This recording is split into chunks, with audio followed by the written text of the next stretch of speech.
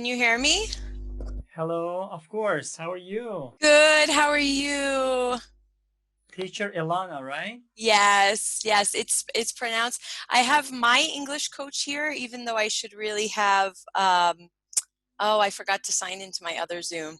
I should have the New York English coach one. My English coach is my academy with other teachers here in New York and Santiago. And I sometimes use it for like Zoom meetings that I have. And so, but I really, I should sign into the other one that says, or I'll change it. Hold on, let me see. Maybe there's a way No I can. problem. Actually, that is cool It's because okay? there's, yeah, that is okay. Yeah, Okay, super. Because I wanted it to match with how you introduced me as New York English coach, not my English coach.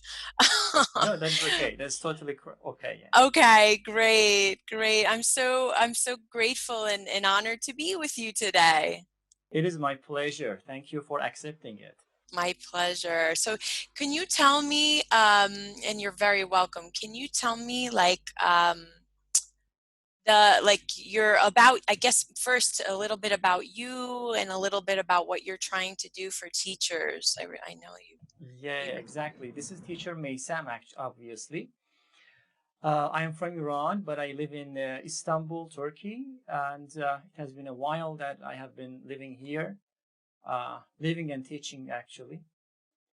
I have a YouTube channel and I have great ideas. They say I don't say that. They say that. So I try Great. to actually, yeah, provide good content to people. Normally for students, but of course, I think these interviews, I think they are helpful for teachers as well. And I Great. hope actually that is it. Yeah. Great, great, great. And when did you start teaching English, Mesam? Uh, like we can say at least 10 years, but more than Great, that. great, great. Officially 10 years, but yeah, we can say like 11, 12 years. But yeah, I don't count it. Super, And what super. about you? I started about 12 years ago in New York, where I'm from. As you can tell, being a New York English coach, I try to bring it in my office. I actually started before I got my master's degree in teaching. Fantastic. I decided, I said, you know what, it's funny enough, I started teaching teenagers, anywhere from 13 to 17, 18 years old. And I realized where my heart really was teaching adults. Even though I like kids, I've been told I'm very patient with children, that I have a good mannerism with them. I decided my heart was really with teaching adults so they could have a better life in the US and get accustomed to the culture there, to the language, and try to adapt into American culture and the language, obviously, to get a job, etc., all practical skills. So I taught night school. At that time, I was working in the family business and I was getting my master's degree, and I taught adults at night. And I said, this is what I want to make, really. This is my full time. This is my full time gig. That's it, my full time job, guys. That's a slang word for a job. And so I basically taught, and then I had a dream to live in a Spanish speaking country. And I decided to travel just to see, as a tourist, to go to Chile. And to try to make a long story short, I was supposed to go to Spain on a Fulbright grant, but I ended up going to Chile. And I really liked it. I really liked being near the Andes Mountains. And it was the hardest Spanish that you'll ever learn if you want to learn Spanish. But I learned it, and it was a great experience. It has been a great experience because I currently travel between South America and North America. So it's pretty cool, between, New York and Chile, Santiago, the capital. I am happy for you then. Thank you. Thank you. I love it. I love teaching professionals, especially professionals, business English and academic English for those who need IELTS and TOEFL to study their masters and PhDs abroad. I absolutely just love that aha, like, oh my God, I'm speaking fluently. I that confidence, I love it. Hmm. That is fantastic. Fantastic. So let's dive into the questions then without losing any time, I'm ready. if you don't mind. Okay. So teacher Elena, do I pronounce it correctly? Elana, right? Ilana. It's like a long Ilana. E. Yes, Ilana. Ilana, right? Correct. Just Okay. like that, Mason. Okay, Am I cool. pronouncing your name right, Mason? Maysam, actually. Sam. Okay, Yes, perfect. exactly. Maysam. Great. Cool. Okay, teacher Ilana, uh, speaking of motivation, how can we motivate language learners? That's a loaded question. That's my passion to find the answer to all the time. I try to find the motivation within because as a teacher, I can guide you, and that's why I'm a certified coach. I've studied that, and what I try to do is to guide you to find your real motivation for learning English. So everyone needs to know why. And actually, I have a workshop that I've been doing. It's free, so everyone can join. Um, it's called Empower Your English, and the first step that I teach is you need to know your why. There's a famous, he's an inspirational speaker and team leader coach or leadership coach. His name is Simon Sinek, Yeah, and of course. Simon talks about this. Start with why, and I apply this to the English world and English coaching. I apply different different techniques from different coaches and leaders because if I don't know why I'm studying something, how can my teacher motivate me? So what I like to do is give a tool. I like to pose the question or ask the question to my students, why are you doing this? Is it really to get a better job that will feed your family or support your family? Is it to, just because you want a personal challenge to prove yourself, you can learn to prove to yourself you can learn English and maybe and have more opportunities? Do you want to meet new people and you love connection? Find that why. So that's the first step to motivating.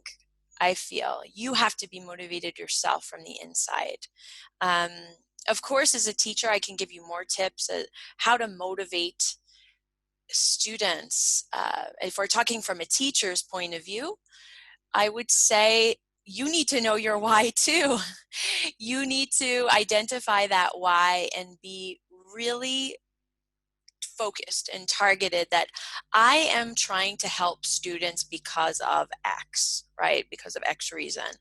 And when your students know you have a strong why, they automatically will follow you. They know you're an authority figure. So I'd start with that. I have a lot of tips. I could go on and on, but I definitely want you to get to your other questions. I see. Okay, that's cool. So, what is the difference between young learners and adults? Young learners and adults, I've taught both, as you all know from my story that I've told you. Sure. And I think that children, and I know that children definitely need activities for short periods of time because they get bored. And actually, we should adapt that to adults as well a little bit because sometimes our activities in class go too long. And in today's tech bound, crazy, addicted world, we also lose our attention and our attention span is short. So, but with children, they need like 10 to 15-minute activities changing constantly. I would say another thing is that adults need well, children and adults need a lot of repetition, but adults need more spaced repetition because we think for some reason adults think that you learn a word once and it's going to stick in your head. But according to a Cambridge, I believe it's a Cambridge or Oxford study, they say that you need to see a word approximately 40 times in different forms. See it in reading, you need to write it, Hear it. you need to listen to it 40 times to stick. So there's a lot more spaced repetition with adults. And I would say, even though this is interesting, I like to research this, even though they say that adults are, they take longer, that it's easier for children to learn a language, I think that knowing yourself and as an adult and knowing how you learn best, you just need to tap into the way that you learn. If you're a more visual learner, this goes for everyone, children and adults, but are you a visual learner? Do you need to put pen to paper? Do you need to, maybe you probably need everything to be able to listen to words, to write them, to speak them.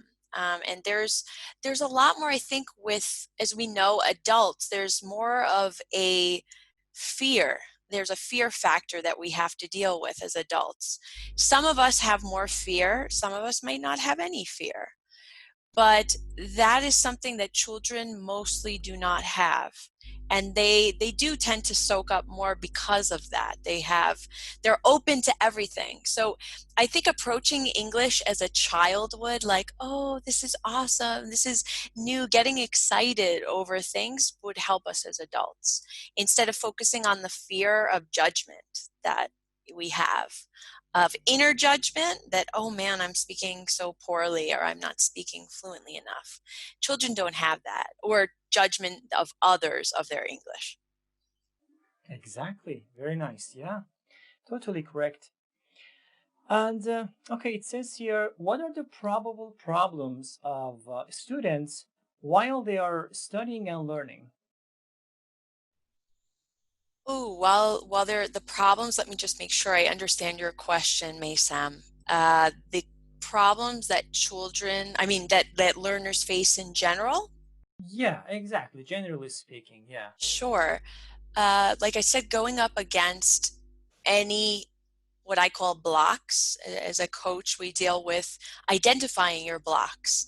Is it a fear of yourself, judging yourself, like you're not up to par, or this is your native language and you're here in English? So there's a judgment that's being made and that can prevent you from getting to the next level sometimes. We have to be aware of that judgment. And also, like I mentioned before, the judgment or your fear of judgment that others have of your English. Oh, they probably think I don't know what I'm talking about and I'm not intelligent in English. Or this, we need to become aware of this because this is something that really prevents our confidence while we're speaking, especially speaking, because speaking is a performance, right? Yeah. The other ones they can be done with some time with reading and writing and listening. But maybe did I listen to that correctly? Did I hear everything during that meeting? Or while I was speaking to this new stranger, did I understand them correctly? So that self-doubt, I believe that those are our biggest blocks that prevent us from learning more. Very nice. Exactly. Exactly. Um, what sort of material would you recommend them to use? Like books, apps, websites, or any specific, let's say, platforms, let's say digital platforms or whatever, any sort of specific and interesting, material would you recommend them? Definitely, definitely. And I recommend, as I said, I'm going to recommend that, well, I find the dictionary Lingue, Linguee, is an excellent dictionary, especially How for come? intermediate learners. Have you heard of it? No, It's unfortunately. great. No, that's okay. I want everyone to discover it because it's a tool that I love and I show everyone that I can. It's basically a dictionary that has two sides. You can look up, let's say you look up a word in English or your native language, and you can look it up and it will have the meanings, the definition, and then it has a column with your native language in sentences, in context, and the English translation after that. So it's great because sometimes, okay, our goal, of course, is to think in English, but sometimes we need that extra context and a lot of examples. And so we can really take advantage. Lingua is my favorite. Another thing that I love is the Cambridge English Learners Dictionary. Of course. It's, it's a classic, and Yeah. I highly recommend that. My goal is for you all to learn or to teach your learners as well, to use English to English dictionaries. In the beginning, right, you can use Lingua, try to see the different examples, but eventually we want our brains to be programmed into thinking in English, so English to English dictionaries. Mhm. Very nice. Very nice. Okay, grammar and vocabulary. Which one is important and why? And how can learners improve their grammar and vocabulary? Beautiful question, Maysam. Maysam, it's one of my favorites. Really? It is. It is. I love focusing on vocabulary first because if you can speak with broken grammar in the beginning when you're learning, uh, and even later, I feel that for me, this is my method or my methodology, focus on vocabulary first. And of course, along the way, you can improve. First, you have to know what are the grammar points that I am not correct or I have some errors in. And along the way, you can refine that. But if you don't have a vocabulary, maybe speaking about a glass or speaking about basic things, it's very hard to communicate. And Yeah. communication can happen even without perfect grammar. Mm, fantastic. Okay. And yeah, it is a very silly question to ask from a native speaker, but how did you personally learn English? Oh, well, of course, in my home, I was only exposed to English in my home. And later I learned Spanish. As I said, I fell in love with Spanish when I was 13 years old. In school, I learned a little bit of the basics, and it made me love languages even more. And I think that's where the teacher in me came out. It was like, I have to share this with the world. This is awesome. But I learned in my home. Both of my parents were born in New York. My father was born in the Bronx, and my mother was born in Manhattan, in New York City. And we lived in the suburbs, so I learned at home. And of course, it's a total immersion experience. Mhm. Exactly. Sure. Okay, it says here, is it possible to learn multiple languages simultaneously? And would you recommend that? Mm. It depends on the person. I think that I've seen people, polyglots, who Yeah. they speak many languages. For example, my boyfriend, my partner speaks about 5 languages, right? So, and he's learning 2 at the same time, and he can handle that. He likes that. He finds it interesting. But there are other people, such as myself, that I feel that I would like to master or to become better at one language and focus on that and then go to the next one. So it depends on you and what your preferences are. You can test it out and play with the idea of studying multiple languages at once. Mhm. I see. Yeah. Okay. Very cliche question. How can learners improve their speaking abilities? I am sick and tired of this question. I would throw it back to you and ask you too, because you're sick and tired of it, but I Come won't. on, please. Speak, speak, speak. That's it. Just don't be scared of speaking. Let it out. Make opportunities to speak. Even if you speak into your phone, you grab your phone and you start speaking. That is enough to practice it. You don't need, a lot of times I see on Instagram or Facebook or even YouTube, I don't have a speaking partner. I need one. And of course, it makes the experience more interesting. It's not as isolating to speak into your phone, but just practice as much as you can. There are opportunities out there. Join local, well, now because of COVID, it's a little difficult, but join some groups online where you can practice your English online. There are many, meetup.com, guys. Internations. There's a group called Internations that's wonderful. And now during COVID, they have online options so to speak and practice. There used to be locally, you could go, right? I'm sure those times will come back. But the more exposure that you have, the better it is for you. Speak, speak, speak. Absolutely, yeah, definitely. Oh my God, accent and pronunciation. Okay, and also American English or British English. What do you think about these? These elements. These elements. Let's say. Of course, they are different. Let's say accent and pronunciation. But the question is, which one outweighs the other one? Imagine that I'm a student and I just start to learn English. Okay, where should I start with, or which one I have to focus on first? This is the real question, actually. I would say start with vocabulary. As we mentioned before, vocabulary are the basic units that you need to learn a language. But as far as your question, pronunciation is more important than accent. I would like How come? to promote and to really promote the idea and pose the question, Sure. why are we so obsessed with accent? If I'm from, for example, I'm from the US, I know that when I speak in Spanish, I have a gringa or a North American accent. I know I have an accent from the US. But I know that when people hear me, they're going to say, oh, where are you from? Sometimes they say, oh, are you from France? Are you from Germany? Are you from like the US? Where are you from?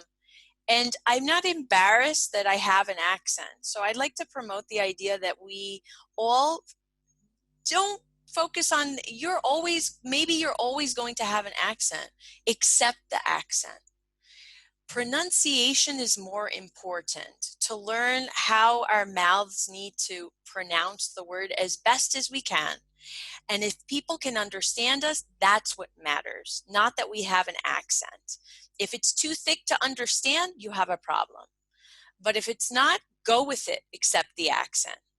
Um, and as far as American, your question, Maysam, about American or British, I say go with what you feel is more natural for you and for you, which one you sound better in, which one you identify with more.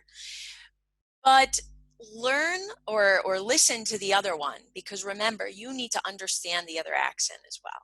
If you study, for example, if you study American English, make sure that you have exposure to your British, Australian, Kiwi accents. Mhm. Exactly. Yes. Uh, okay. It says here, is it possible to learn English without going abroad? What do you think about this question? It's a great question.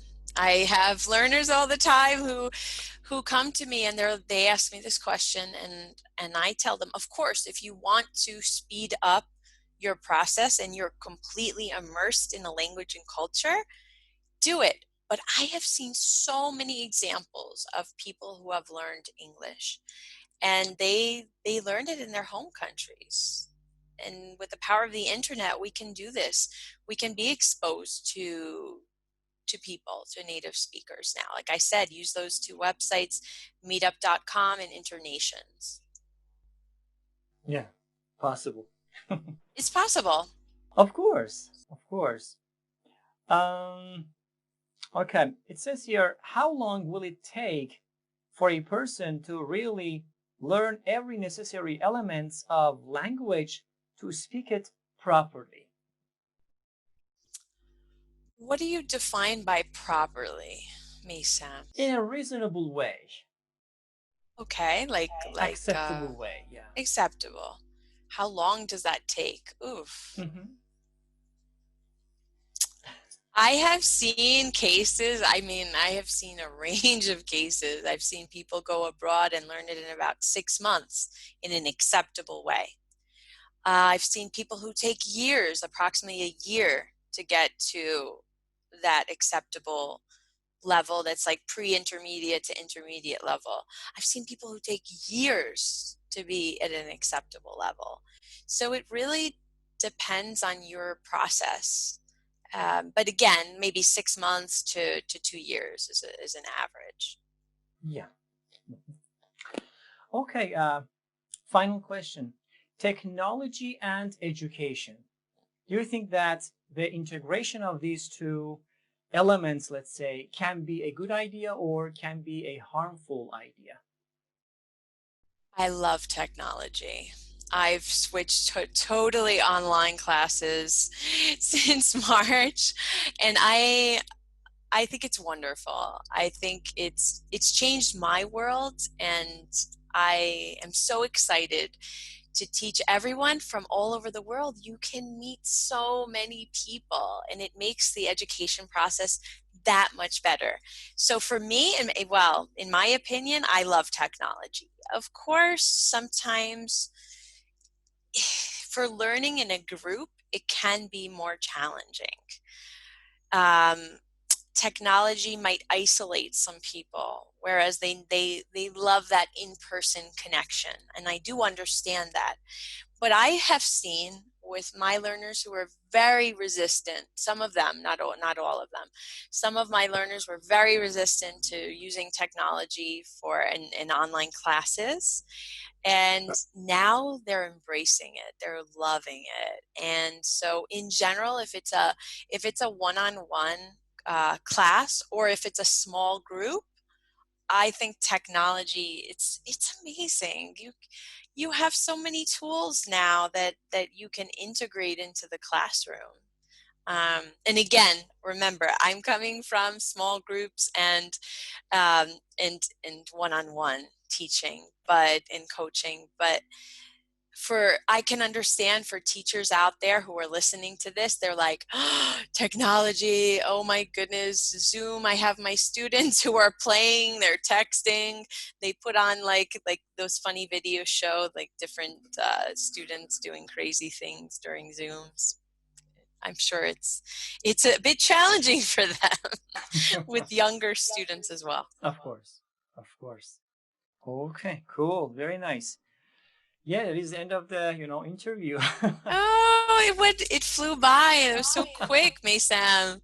No, you are really normal, and it was really very valuable because of several reasons. Number one, because you're an expert in this field. Number two, obviously you're a native speaker, and number three, you have a lot of experience. That is Yeah. why I can say that this interview is really valuable. Awesome. Awesome. It was a pleasure meeting you, Mason. My pleasure. My pleasure. It was really valuable again, and I'm really thankful for accepting my invitation. You're And welcome. hopefully we can come up with some other questions or topics in the future. We can, discuss about it. I would love Yeah, that. Great. Great. You're very welcome, and have a beautiful rest of your day there. What time is it there? It's like 5 or 6? 6 6 now. exact sharp. Yes.